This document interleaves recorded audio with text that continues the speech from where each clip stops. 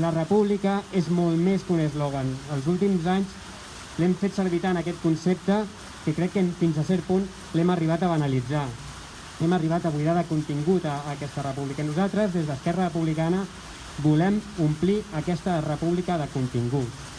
Es tracta de ser útils a la societat i bé, com diu sempre el nostre amic i referent per molta gent del casal, el nostre amic Joan Tardà, de les banderes no se'n menja.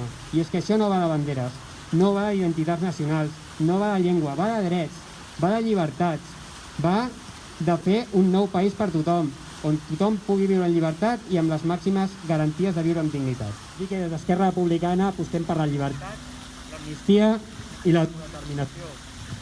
La resolució del conflicte ha de passar sempre per més democràcia i per menys repressió.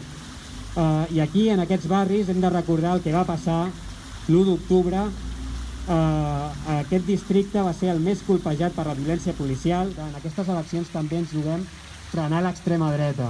L'extrema dreta que vol rebentar la cohesió social dels nostres barris, sobretot en barris tan diversos com els nostres.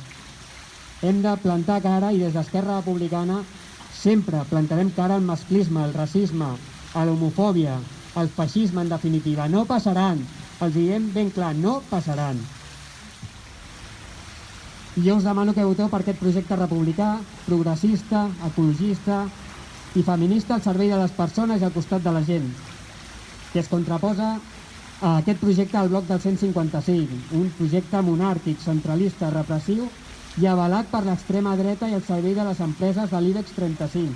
Tot això ens ho juguem el proper 14 de febrer.